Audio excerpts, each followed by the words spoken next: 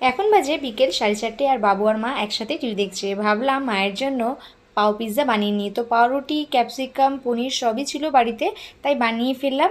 আর এটা বানাতে বেশিক্ষণ লাগে না, হার্ডলি কড়াইতে 5 থেকে 7 মিনিট লাগে। দেখো চিজও মেল্ট হয়ে গেছে। মায়ের প্লেটটা রেডি হয়ে গেছে, এবার যাচ্ছি মাকে দিতে। ও মা, দরজা খোলো।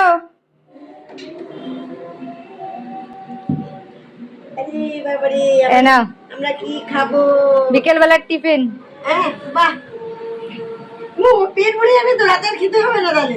রাতে ডিনার পরে বড় দিয়েছিস? একটু বড় করে করলাম, এখন সবাই 4:30 বাজে তো। ঠিক আছে, খেয়ে নাও, বাবুকে দেবে না? হ্যাঁ আচ্ছা আচ্ছা মা, খেয়ে দেখো কেমন হয়েছে। নে। বেটু, ও খাওয়ার জন্য দেখো একটু পনির দিও, আর কিছু দিও না। পনিরই দিচ্ছি তো। কি মিথ্যে না বাবা। ঠিক আছে, খাও, টাটা। মা তুমি খাও, হ্যাঁ টাটা।